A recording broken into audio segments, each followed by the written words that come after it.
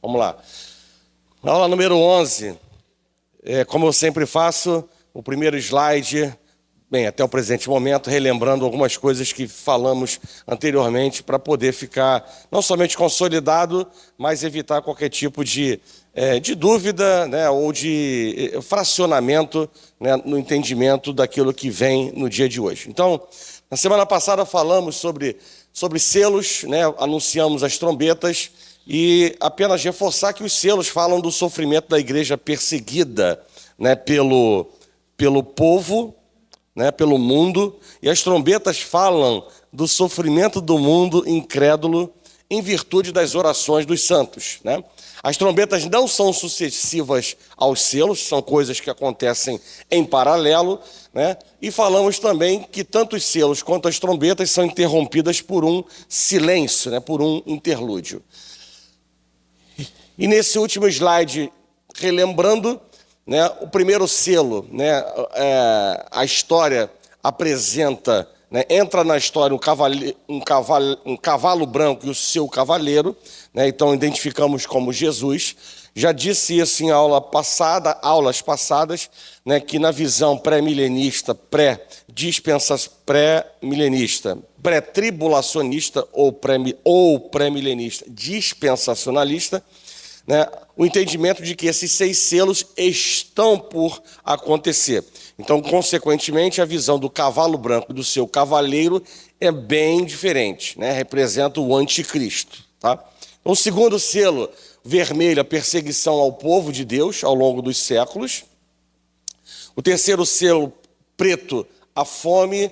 O amarelo, a morte. O quinto selo, o clamor dos mártires. O sexto selo introduz o dia do juízo, e o sétimo selo, né, é marcado por um silêncio e preparo para o interlúdio, né, e o preparo para as 7 trombetas. Né? Então, nós já apresentamos na semana passada as primeiras 4, né, que falam sobre a primeira, tempestade de granizo, fogo e sangue. A segunda, calamidades marítimas, ou seja, a primeira na terra, a segunda no mar, a terceira em rios, né, a água doce sendo transformada em água amarga, e a quarta e última, né, astros celestiais. Essa foi a dinâmica ou aquilo que apresentamos na aula passada, tá bom? Então, entramos no capítulo número 9, né, e assim vamos fazer a leitura da palavra de Deus a respeito da quinta trombeta. Vamos lá. O quinto anjo tocou a trombeta e vi uma estrela caída do céu na terra, e foi-lhe dada a chave do poço do abismo.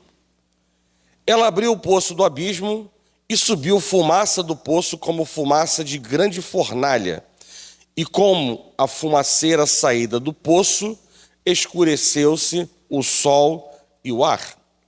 Também da fumaça saíram gafanhotos para a terra, e foi-lhe dado poder como que tem os escorpiões da terra, gafanhotos com poder dos escorpiões da terra. Verso 4. E foi-lhes dito que não causassem dano à erva da terra, ou seja, mais uma vez vemos aqui a manifestação da justiça de Deus acoplada, associada à misericórdia de Deus, né? Nem a qualquer coisa verde, nem a árvore alguma, e tão somente aos homens que não têm o selo de Deus sobre a fronte, né? Então, esse selo de Deus aqui, né, é o Espírito Santo de Deus. Verso 5. Foi-lhes também dado não que os matassem, ou seja, continua aqui mostrando a misericórdia de Deus, e sim que os atormentassem durante 5 meses. Então fala de um tempo limitado na história. E o seu tormento era como o tormento de escorpião quando fere alguém. Naqueles dias os homens buscarão a morte e não a acharão. Também terão ardente desejo de morrer, mas a morte fugirá deles. O aspecto dos gafanhotos era semelhante a cavalos preparados para a peleja. Na sua cabeça havia como que coroas parecendo de ouro, e o seu rosto era como de homem. Tinham também cabelos, como cabelos de mulher, os seus dentes como dentes de leão. Né? Então, ou seja, eram animais, são animais, né, que não vêm para brincar. Né? Continuando, o último slide, até o verso 12, nesse momento. Tinham coraças como coraças de ferro. O barulho que as suas asas faziam era como o barulho de carro de muitos cavalos quando correm a peleja. Tinham ainda cauda como escorpiões e ferrão. Na cauda tinham poder para causar dano aos homens por 5 meses. E tinham sobre eles, como seu rei, o anjo do abismo, cujo nome em hebraico é Abaddon e em grego Apolion.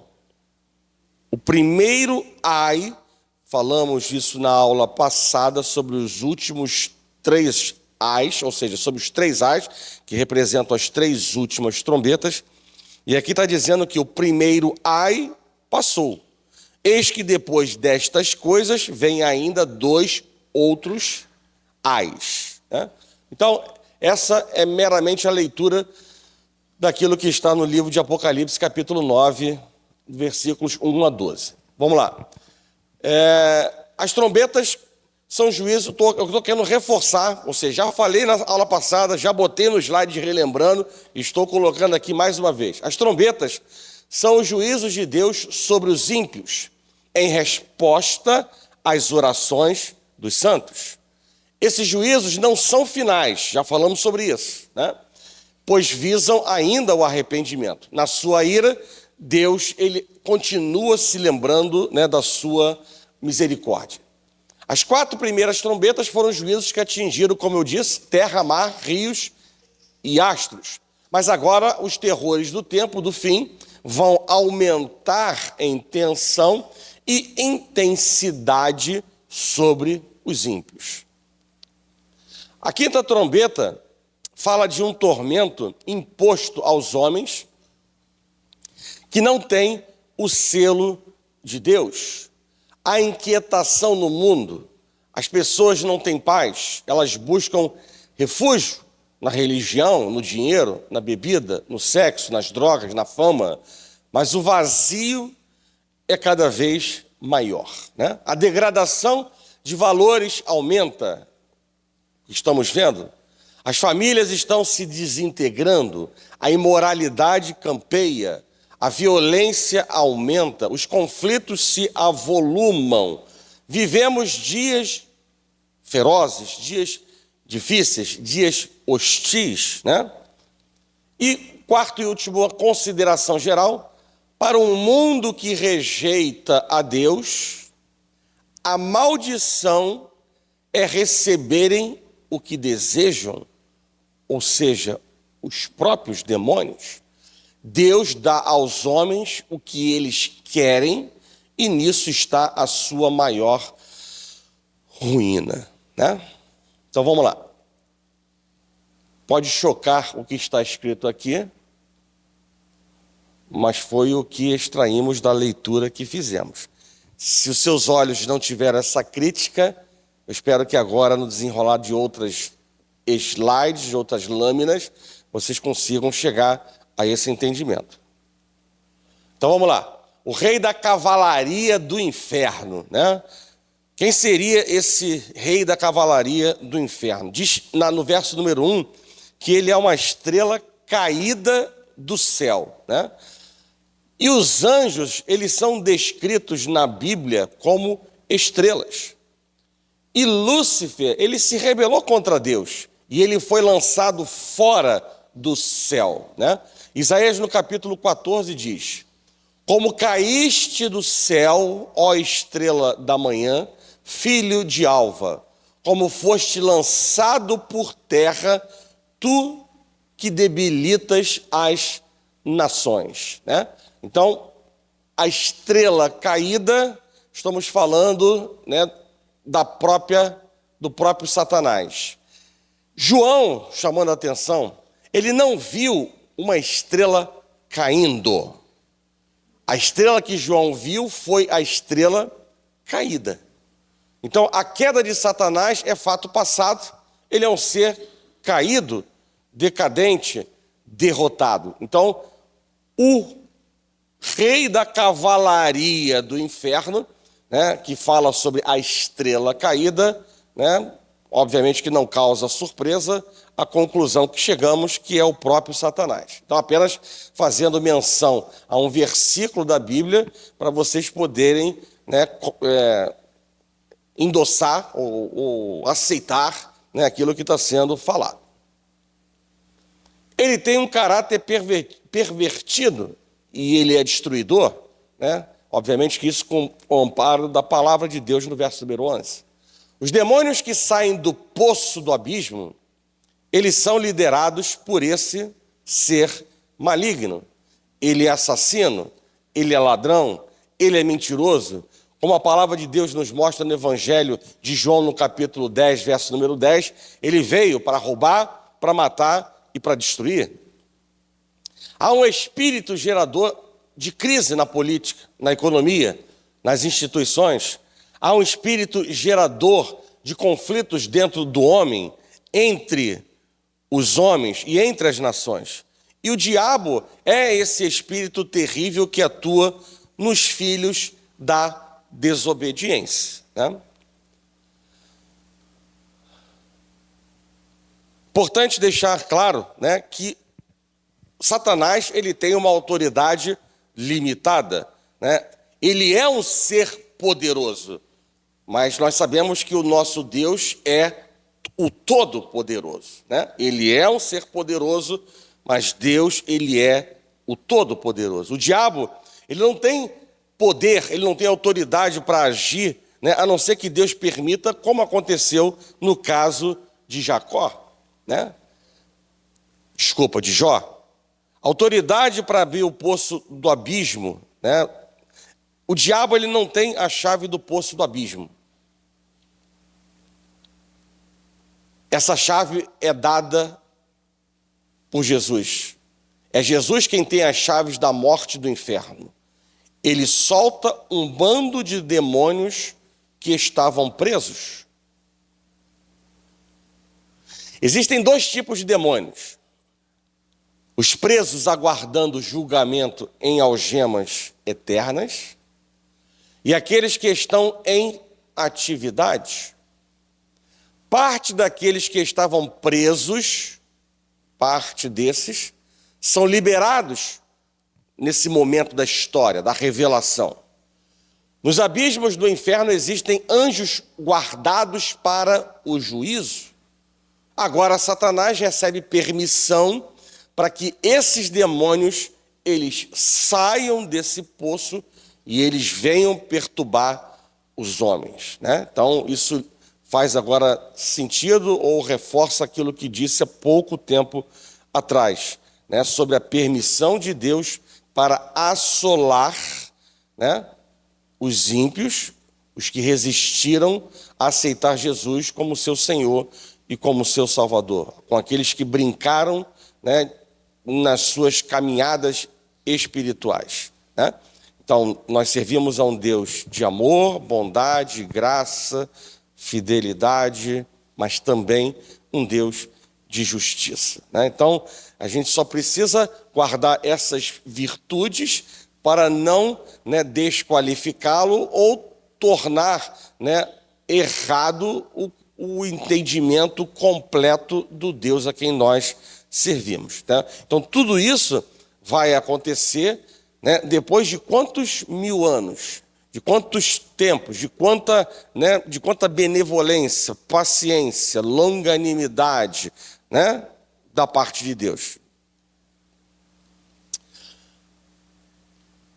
Autoridade limitada quanto à ação.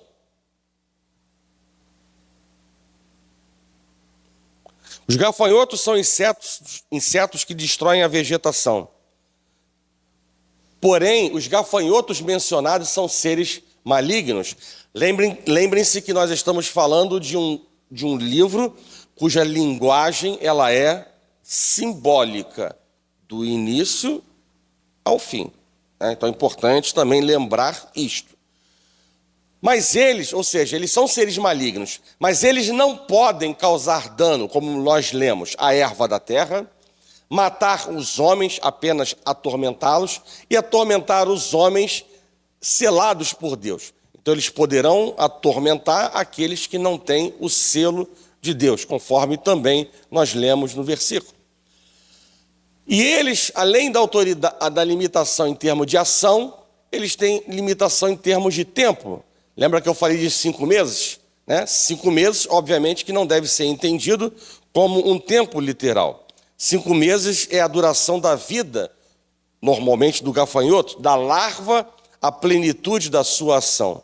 E ele não tem, por conta daquilo que está escrito, poder para atuar por todo o tempo, ou por um grande tempo, mas sim por um tempo limitado. Do abismo sobem gafanhotos, e eles são como cavalos, preparados para a peleja. Não inventei, está lá no verso 7. E ferroam como escorpiões, também lá está escrito. Os gafanhotos são insetos insaciáveis, eles devastam tudo. Contudo, os gafanhotos que João descreve, mais uma vez, eles não são insetos, mas sim demônios. Em certos períodos da história, parece que todo o inferno é liberado para agir na terra sem restrição divina. E Deus o permitiu, Deus os entregou. Assim, o terrível problema moral que assola o nosso século é o castigo divino aos homens que o desprezam e que zombam da sua palavra. Deus retirou suas restrições, e esse é o toque da quinta trombeta. Então, quais são as características desses gafanhotos? Então, eles são seres, espíritos de obscuridade, eles criam um nevoeiro na mente das pessoas. O grande projeto desses demônios é manter a humanidade num berço de cegueira, numa vida de obscurantismo espiritual, e depois levá-los para o inferno. Nenhuma novidade, acredito que até aqui. Eles são também um espírito de destruição. Esses demônios que saem do abismo têm uma ânsia destruidora. Eles são implacáveis, impiedosos, destruidores. E eles destroem a paz, pisoteiam quem tiver pela frente, crianças, jovens, famílias, trazendo grande sofrimento por onde quer que eles passem. Mais do que isso, são espíritos de poder e domínio. Esses demônios atuam nos filhos da desobediência, já falamos. Eles mantêm no cativeiro seus escravos. Assim vemos facilmente com os nossos olhos pessoas no mundo entregues, ou seja, vivendo vidas insípidas, sem graça, sem sabor, sem alegria, e não conseguem se desatar para poder buscar a luz e chegar na casa de Deus, escutar a palavra, pedir uma oração. Os ímpios estão sob o domínio de Satanás e estão no reino das trevas.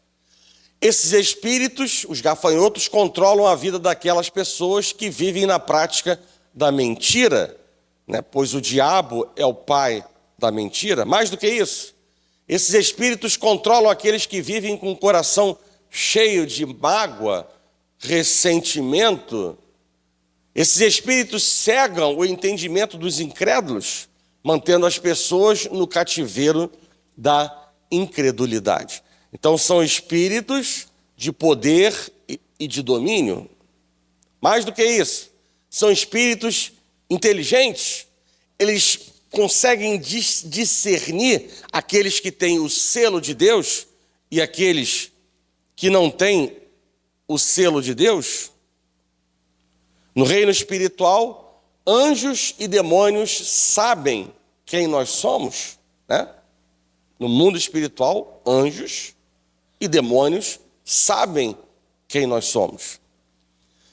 Precisamos ficar atentos contra as ciladas do diabo. Eles armam ciladas, criam sutilezas, inventam filosofias e religiões para distorcer a verdade, a verdadeira verdade, né? Mais do que isso, eles são espíritos também de sensualidade. Nem sempre o diabo é um ser horrendo, né? Ele se dissimula, ele aparece como anjo de luz, ele usa também uma máscara atraente. Mas é importante deixar claro que, não obstante a impureza preceder do nosso coração pecaminoso, esses espíritos malignos promovem toda sorte de sensualidade. A orgia, pornografia, homossexualismo e toda sorte de depravação moral estão enchendo a nossa cultura como uma fumaceira que sobe, que sai do abismo, né? Algo que lemos nos versículos que precederam essa lâmina, né? O sexo no namoro, a infidelidade conjugal e as aberrações sexuais estão se tornando coisas normais para a sociedade decadente que vivemos em diversos, diferentes países, né? Então, ele também, né, é um espírito de sensualidade. Ou seja, isso mostra que ele é um ser multifacetado, diversas faces, né? Ele é um espírito de violência. Lemos a palavra falando sobre dentes como de leão, e isso retrata o poder destrutivo e devastador desses demônios. Eles não brincam, eles não descansam, eles não tiram férias, eles são atormentadores, eles agem com grande violência, né? Então, além disso, para terminar as características dos gafanhotos, eu diria que eles também são espírito de inatingibilidade, né? Ou seja, eles são seres invisíveis, inatingíveis, que não podem ser atacados por armas convencionais. Então, não é com armas carnais que vamos debelar o mal que se levanta contra nossas vidas, contra nossas famílias, né? Eles não podem ser detidos em prisões humanas, né? Por isso eles são inatingíveis. Nós precisamos enfrentar essas hordes com armas espirituais. Não podemos enfrentar esses gafanhotos na força, na carne. Não podemos entrar nesse campo sem o devido revestimento do poder de Deus, né? Então, dito isso, eu quero apresentar para vocês agora a missão principal desses gafanhotos que saem do abismo, né? Então vamos lá. Uma dessas missões é atormentar os homens. João vê que, ao ser aberto o abismo, sobem imediatamente do poço colunas de fumaça, semelhantes à fumaceira de uma grande fornalha. É a fumaceira da decepção e do erro, do pecado e do vício, da violência e da degradação moral. Isso é símbolo da terrível cegueira moral e espiritual provocada por essas forças terríveis que agem na terra, né? Mas mais do que isso, há um cerco de demônios em volta da terra, e os homens estão cercados pelos gafanhotos do inferno. E esses gafanhotos, eles tiram a paz da terra, né? O homem vive atormentado, inquieto, não há paz para o ímpio, não há paz nas famílias. O mundo se encontra em conflito, né? Então é importante lembrar que os selos e as trombetas, eles são eventos paralelos, né? Não é a leitura que fizemos, está clara. Primeiro aparecem os 6 selos, o 7º do interlúdio, depois começam as trombetas. Então, a sequência de leitura, um vem na frente do outro, ou um depois do outro. Mas, na realidade, selos e trombetas sendo abertos e tocadas estão acontecendo de maneira simultânea. E esses sinais, como já disse e reforço, estão acontecendo entre o primeiro advento de Cristo, a primeira chegada, né, de Cristo, e a segunda vinda de Cristo. Então, esse período, que é o período da era da igreja, da graça, é ao mesmo tempo o período do reino milenar, em que Jesus reina com os santos já no céu. Vamos lá. A condição do povo de Deus diante dessa cavalaria do inferno. Primeiro ponto, o diabo e seus demônios conhecem aqueles que são de Deus e não lhe tocam, né? Quando você pertence à família de Deus, você se torna conhecido no céu, conhecido na terra e conhecido no inferno.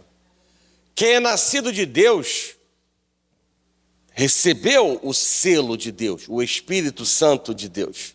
Deus o guarda e o maligno não lhe toca, né? Então, se o maligno não lhe toca, mais profundo ainda é o maligno possuir o crente.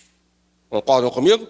Tocar é uma dimensão, possuir é uma dimensão ainda mais profunda, né? Para o verdadeiro cristão, debaixo de um verdadeiro arrependimento que culmina com a verdadeira conversão.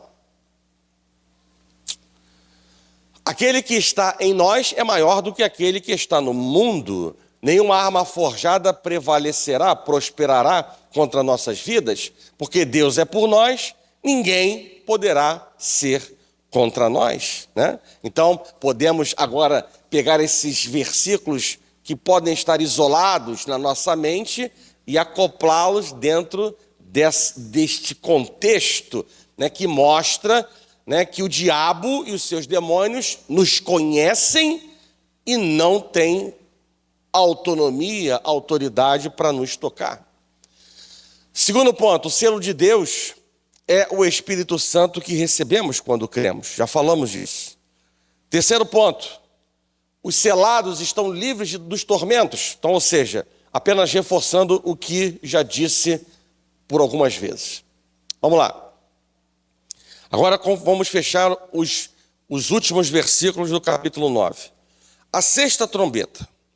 O 6º anjo tocou a trombeta e ouvi uma voz procedente dos 4 ângulos do altar de ouro que se encontra na presença de Deus, dizendo ao 6º anjo, o mesmo que tem a trombeta, solta os 4 anjos que se encontram atados junto ao grande rio Eufrates.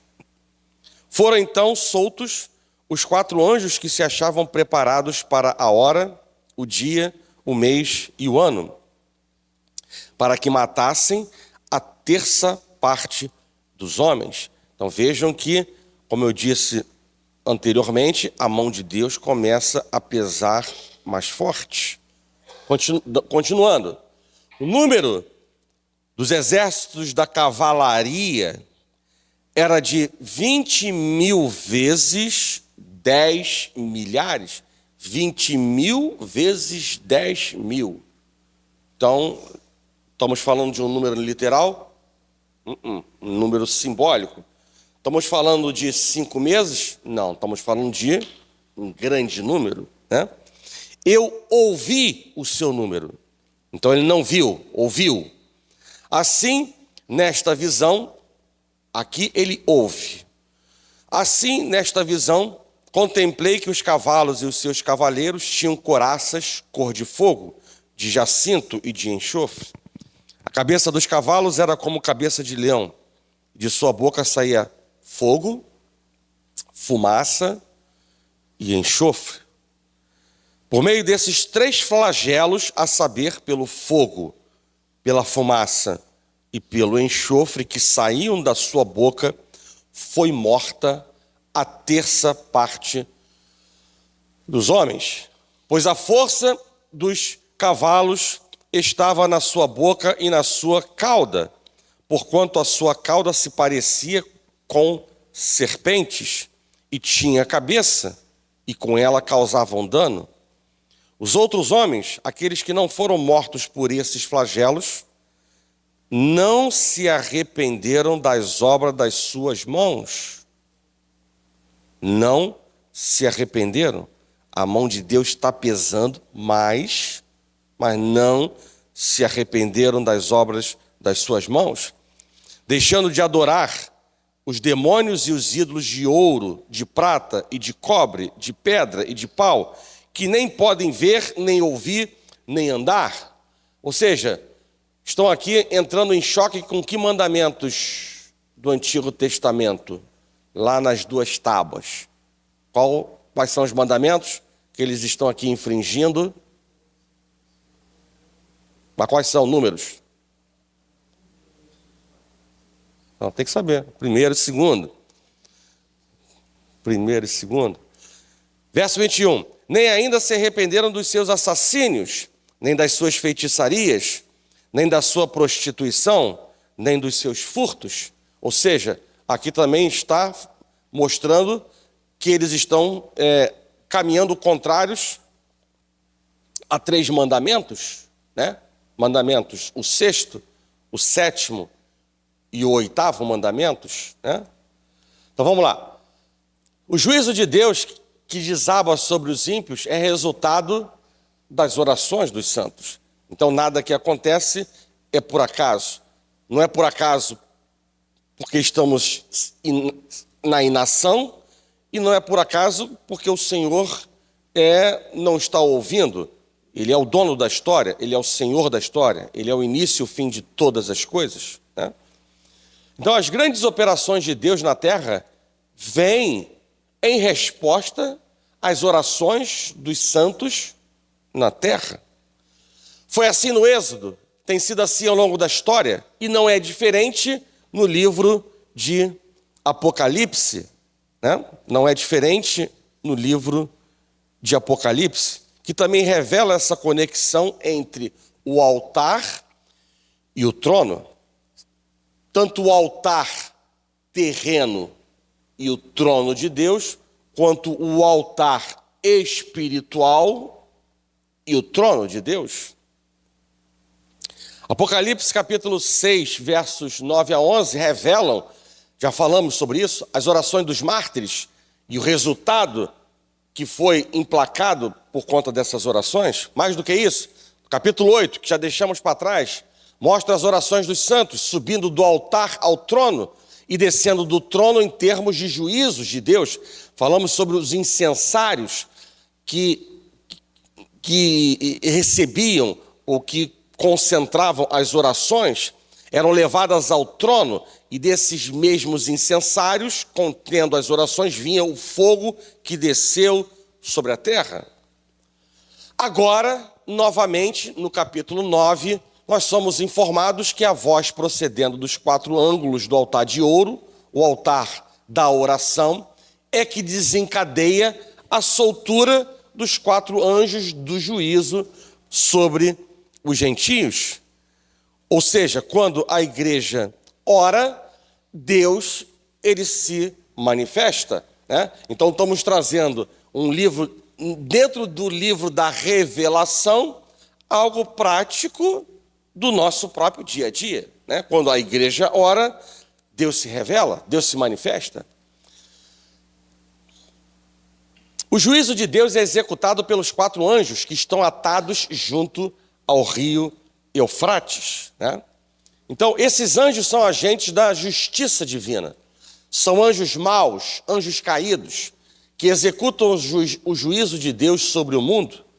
Eles se agradam de precipitar os homens à guerra.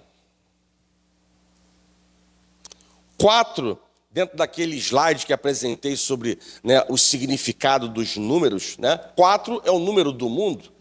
Ele representa aqui o mundo inteiro em vista, né? Norte, sul, leste, oeste. 4 pontos, né? 4 pontos, né? Então, 4 significa, né? 4 significa o número do mundo. Esses anjos estão atados junto ao rio Eufrates. Foi justamente do rio Eufrates, onde ficava o Éden, que os poderes satânicos levaram nossos pais à queda. Então, a palavra de Deus mostra que um rio cortava o jardim, né? O nome do jardim não é do Éden. Éden é a localização. Então, Jardim de São Paulo não é o nome do jardim. Havia um rio que passava e depois eles se tornavam, haviam 4 afluentes. Um desses afluentes era o rio Eufrates, o outro rio Tigres e outros 2 nomes, né? Está na palavra de Deus, no livro de Gênesis. Então, o rio Eufrates, né, é onde ele ficava o Éden, vamos dizer assim, né? Ele era uma derivação do rio principal que cortava ali o jardim. Então, ele pode ser carregado com essa simbologia, né, de que ali poderes satânicos levaram os nossos pais à queda. O Eufrates era o limite oriental, né, oriental, norte, sul, leste, oeste, norte, sul, ocidente, oriente. Então, no limite oriental, né, o Eufrates, ele era o limite oriental da terra prometida e onde estavam os terríveis inimigos do povo de Deus, né, a Assíria e a Babilônia. Então, assim, esse rio, ele representa o mundo ímpio, né? Então, eu estou tentando mostrar para vocês o significado maior do termo Eufrates, ou do rio Eufrates, né?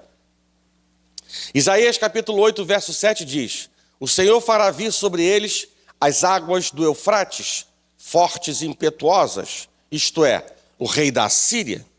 Isaías descreve uma invasão desses inimigos como se fosse uma enchente do Eufrates, uma enchente quebra barreiras, seguindo-se a destruição, né? Então, ou seja, agora para vocês entenderem melhor, o Eufrates torna-se materialização de uma barreira atrás da qual se represam o quê? Tragédia e juízo, barrados por Deus ou liberados por ele por meio da sua ira. Então, chegamos a esta conclusão. O Eufrates simboliza a perseguição que virá do mundo que não teme nem conhece a Deus e se levantará com guerra. Essa guerra não se limita ao rio Eufrates, mas alcança toda a terra. É uma grande guerra que invade a terra, uma invasão demoníaca na história humana, com violência e morte de grande parte da humanidade, né? A mão de Deus vai pesando cada vez mais. Agora, falando sobre o juízo, o juízo desencadeia-se no tempo determinado por Deus. A soberania de Deus controla os agentes, o espaço e o tempo. Deus, ele está no trono. Nada acontece sem a sua permissão. Ele está no controle. É ele quem dá autoridade para Satanás abrir o poço do abismo. É ele quem ordena, em resposta às orações, né, dos santos, soltar os 4 anjos do juízo. É ele quem determina de onde esses anjos procedem. É ele quem determina o tempo exato da ação desses demônios, desses anjos do juízo. Então ele é limitado no tempo e no espaço. Esses anjos do juízo não são livres para agir da forma como querem e quando querem. Eles foram preparados para essa hora definida, eles só podem agir no tempo estabelecido por Deus. No tempo que Deus determinar, esses 200 milhões de cavalos, que é exatamente a multiplicação de 20 mil por 10 mil, 10 milhares, então esses 200 milhões de cavalos, que é um número simbólico, né? Eles serão soltos e uma enchente de poderes demoníacos. Então imagina 200 milhões, é um poder volumoso, né? Uma enchente que vai transbordar sobre o mundo civilizado. O fato de serem soltos representa a liberação da ação punitiva de Deus no prazo previsto por Deus, né? Ninguém acelera a história. O homem pode inovar, mas a história está contada do início ao fim. Ao permitir que esses anjos sejam desatados, Deus usa a guerra como uma voz de admoestação aos maus, ou seja, demônios incitam homens a fazer a guerra física, né? Então, já vimos isso ao longo da história da humanidade, né? Estamos vendo hoje, diante também dos nossos olhos, né? A guerra também está incluída no decreto de Deus, havendo sido determinada a sua hora. O juízo desencadeado pela sexta trombeta é mais severo do que aquele que foi anunciado pela quinta trombeta. Os juízos, eles vão se intensificando à medida que a história caminha para o seu fim. Os gafanhotos, os demônios que saíram do poço do abismo, tinham limites bem definidos sobre o que podiam e aquilo que não podiam fazer. Eles estão sob as ordens de Deus e precisam cumprir os propósitos soberanos de Deus. Vejam que, obviamente, que eu estou aqui passeando pelos versículos e, consequentemente, né, eu estou repetindo algumas informações para deixar ainda mais claro a informação, né?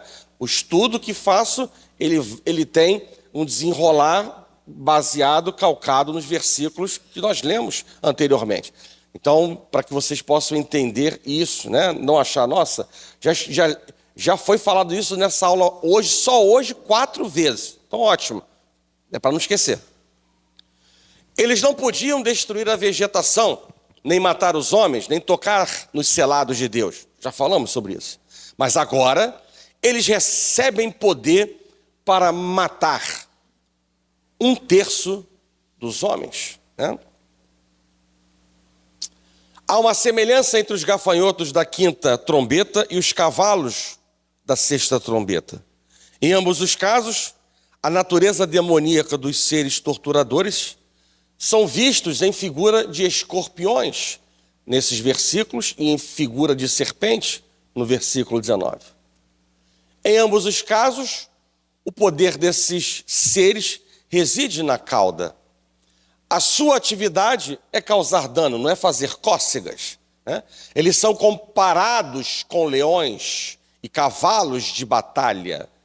Ambos os textos falam de fumaça infernal. Mas a intensificação do flagelo na sexta trombeta é inegável no lugar de tortura, e agora aparece a matança, né? Os juízos descritos nessa trombeta descrevem a guerra. Não é uma guerra particular, mas todas as guerras passadas, presentes, futuras. Sobretudo, a sexta trombeta fala daquelas guerras espantosas que abalarão o mundo à medida que avançamos para o fim. E a guerra aqui não é apenas um castigo, mas também uma voz de admoestação de Deus aos ímpios. As guerras resultam da resistência contra a honra de Deus e do Cordeiro. As guerras, elas não são santas, as guerras são anticristãs. Elas significam sempre Quem não quiser ouvir, terá de sofrer. Quem não dá ouvidos aos mandamentos de Deus e pratica o mal, experimentará que o mal não vai bem, porque Deus vive, né? Então as guerras, elas são anticristãs. Os agentes do juízo são uma multidão incontável. João não vê o exército, ele ouve o seu número. Por isso que eu disse naquele momento, ele ouve o seu número. 20.000 vezes 10 milhares. Ou seja, um exército de 200 milhões de cavalos. E esse número é simbólico, consequentemente representa uma multidão incontável, né? É uma espécie de invasão demoníaca com sede de sangue que invade a terra. Essa cavalaria não apenas atormenta, mas também mata uma terça parte dos homens. Torna os homens seres ferozes, malignos e violentos. Os agentes do juízo transformam-se em máquinas assassinas. Eles são seres inatingíveis, já falamos. Eles são seres ferozes. Eles são seres peçonhentos como serpentes, né? Eles não são cavalos ordinários. Eles simbolizam máquinas e instrumentos de guerra de toda sorte, né, existentes diante dos nossos olhos. Eles flagelam e matam os homens, né? Ou seja, falamos do fogo, fumaça e enxofre. O fogo queima, a fumaça tira a visibilidade e o enxofre polui. Então vejam que cada um desses flagelos traz, né, um impacto direto sobre a humanidade, sobre os ímpios. O propósito deles é destruir. Por meio deles matam uma terça parte dos homens. Isso fala das guerras em sua truculência, ferocidade e poder destruidor, né? Mas ainda, eles têm o controle da imprensa, né? Como assim?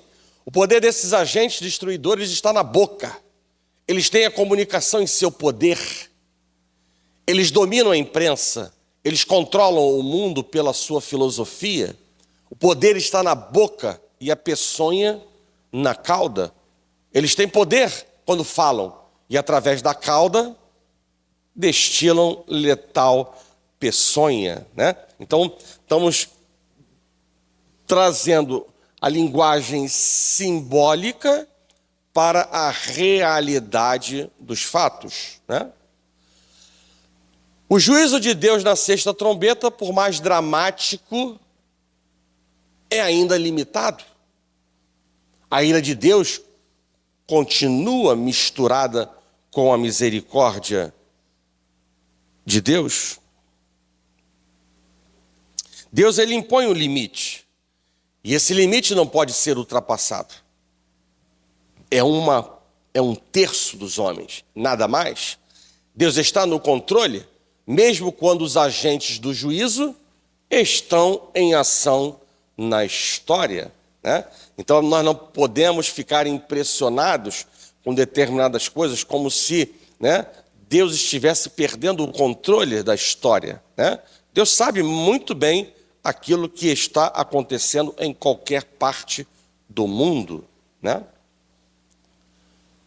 Essa trombeta é a última chamada de Deus aos ímpios antes do juízo completo de Deus chegar. A sexta trombeta é a última advertência dos habitantes da terra. A advertência é a morte de uma terça parte dos homens. Um terço da raça humana é destruída, com o objetivo de levar os outros 2 terços ao arrependimento. Ou seja, é essa a intenção de Deus. Os ímpios olharem para a direita e para a esquerda, verem muitos que foram dizimados, aniquilados, mortos, destruídos, e fazer com que os outros 2 terços venham se arrepender. Mas já lemos que não é isso que vai acontecer. Quando chegar a 7ª trombeta, será tarde demais. A cena da sétima trombeta, aí sim, é a cena do juízo final. Então não haverá mais chance. As 7 taças falam da consumação da cólera de Deus. O propósito da sexta trombeta é dar aos homens uma chance de arrependimento antes do fim. As tragédias que desabam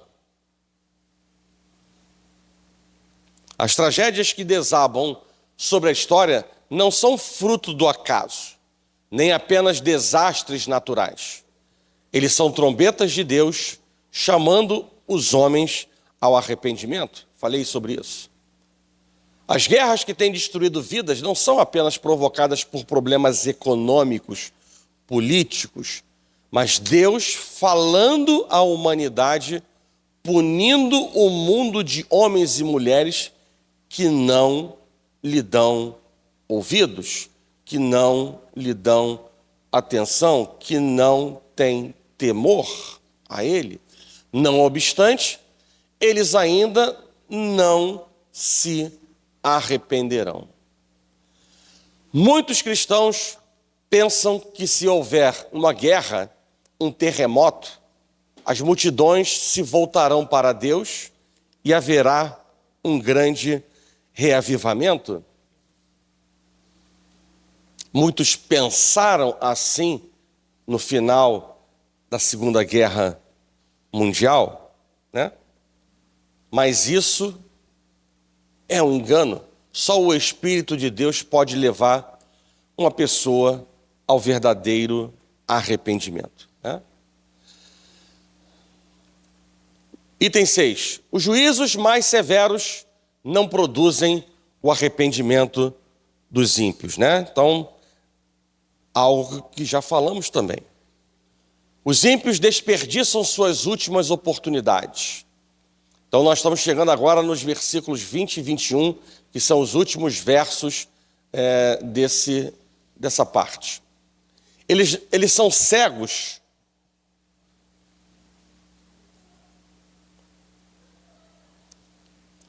Eles são cegos para perceberem a mão de Deus nos juízos sobre a história. Eles veem os ímpios morrendo na sua impiedade e não se apercebem de que Deus está os chamando ao arrependimento. Em vez de se voltarem para Deus, eles continuam na prática de seus abomináveis pecados e se rebelam ainda mais contra Deus. Lembrem-se daquelas 7 características dos gafanhotos que apresentamos nessa aula, né? O pecado da impiedade conduz ao pecado da perversão, ou seja, a idolatria produz a imoralidade, né? Ou seja, a quebra dos valores morais, né? Então a imoralidade, ela afeta, né, ela tem um leque enorme, né? Então a imoralidade representa a quebra de valores morais. Então os valores morais, eles são distintos e diversos. Enquanto a teologia, ou seja, o estudo de Deus, né, aprofundado de Deus, ele determina a ética, a falsa religiosidade produz uma falsa moralidade, né? A idolatria conduz ao pecado da adoração de demônios. Olha lá, vamos recapitular. Os ídolos são obra das mãos do homem. São feitos de ouro, prata, cobre, pedra, pau. Eles não podem ver, nem ouvir, nem andar. Ídolos, o significado da palavra ídolo é nada. Eles são nada. Mas por trás do ídolo estão os demônios. Os homens adoram os demônios que estão nos ídolos. As pessoas passam a confiar em ídolos feitos por suas próprias mãos, e são enganadas por um espírito de prostituição. E aí eu pergunto para a igreja agora, né? Já caminhando para o fim, esse é o penúltimo slide, né? Quais são os mandamentos que são quebrados nesses versículos 20 e 21? Quais são os mandamentos que são quebrados aqui? 1 e 2. Quais são os mandamentos que são quebrados aqui? 6, 7 e 8. Tá bom, então vocês já aprenderam. Agora vamos para a pergunta seguinte. O que é o primeiro mandamento, o que é o segundo, o que é o sexto, o que é o sétimo e o que é o oitavo? Lembram? Êxodo capítulo 20, né? Deixa claro para nós, obviamente, que ao olhar isto aqui, daqui, como em muitas provas de concurso, né, olhando as questões, nós extraímos respostas, né? A gente precisa estar atento. Às vezes a gente sabe, né, se distrai, mas às vezes o próprio concurso, ele facilita a nossa vida. E aqui o professor facilitou a vida de vocês, porque neste primeiro parágrafo já estão ali revelados quais são os primeiros e segundo mandamentos. Vamos lá. Os primeiros e segundo mandamentos.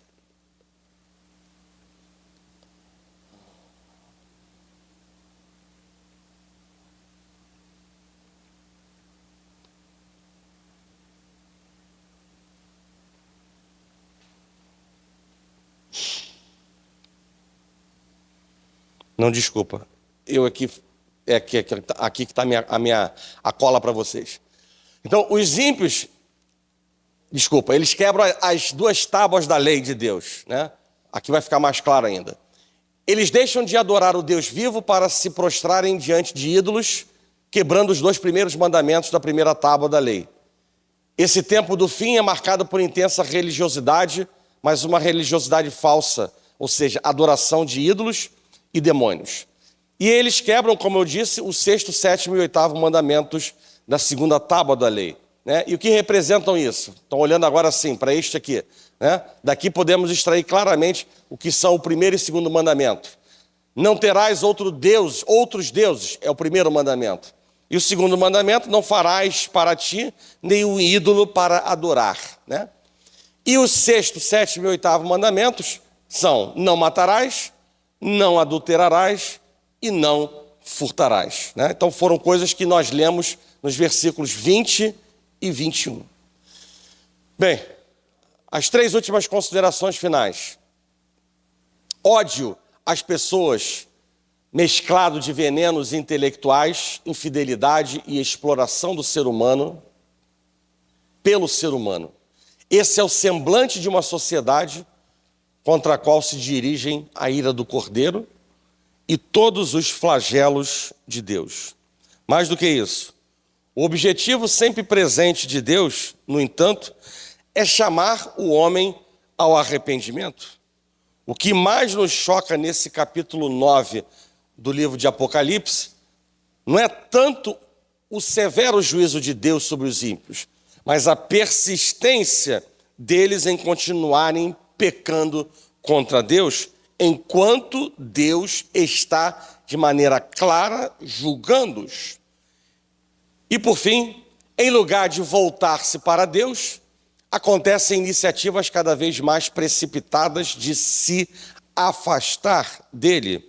E essa é uma época em que a pregação do arrependimento, ela se torna notoriamente difícil, notoriamente rara e notoriamente urgente para nós, né? E com isso, nós estabelecemos o fim desse desafio, né, de ministrar o capítulo 9 em diversos slides, tá bom? Então, depois, na parte da tarde, estarei divulgando o PDF, né, e no site da igreja estará disponível, né, a aula gravada para que vocês possam, se quiserem rever, está lá à disposição, tá bom? Então vamos ficar de pé e orar.